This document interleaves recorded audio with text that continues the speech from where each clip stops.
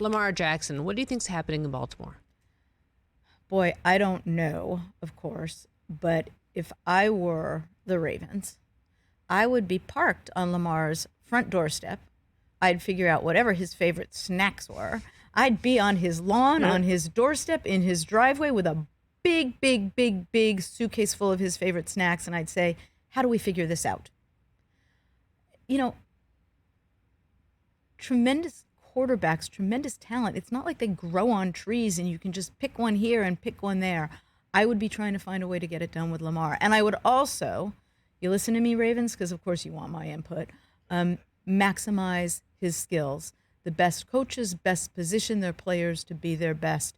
So a change with the offense there to better suit his skills might very much appeal to him. It's really confusing, this Rubik's Cube that is his contract right now, and trying to figure out what he wants, what they want. Obviously, the Deshaun Watson contract changed everything.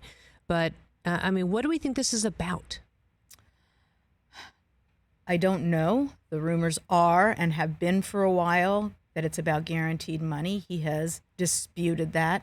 I know one thing I would want to include in a contract if I were Lamar or any player, and it is absolutely redound to the benefit of Derek Carr, a no-trade clause. I don't think players, and possibly many, some, not all agents, recognize how valuable a no-trade clause is. Again, going back to the point I made earlier with respect to players, you're not simply a player. In many instances, you're a husband, you're a father, and if you're traded, are you going to uproot your family? Are you going to take your kids out of school? Now, again, in Aaron's case, that's not an issue. In Derek's case, a no-trade clause has worked to his benefit. So if I'm Lamar, I've got my eyes on that as well. Let's move to the Bears. You know what it's like to be in possession of a number one draft pick. What's your memory of that, first of all? Can we not talk about that? I'm sorry. My earbud just stopped working, and of course I don't have an earbud in, so I'm making this up. Use it wisely. But look, I've said this for decades and decades and decades, well before I left the Raiders. Early in my career, I started saying this. The draft isn't a science. There's no enigma code. There's no, Rosetta Stone to figure it out.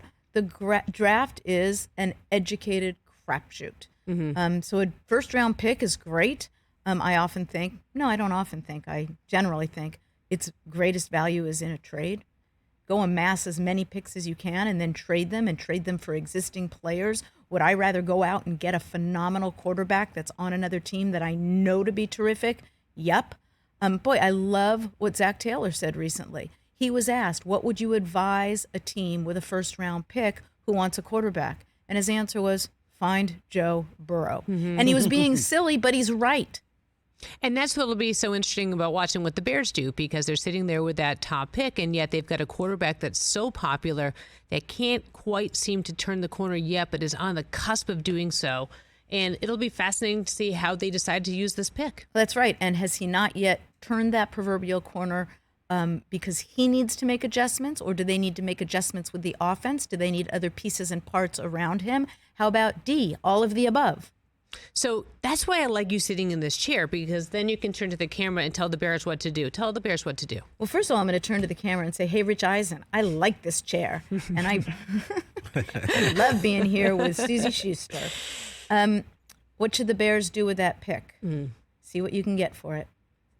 Parlay it and see what you can get for it. And if you can get a whole lot of stuff for it, I'd consider trading it. Catch the Rich Eisen Show every single day on the Roku channel, 12 to 3 Eastern, for free.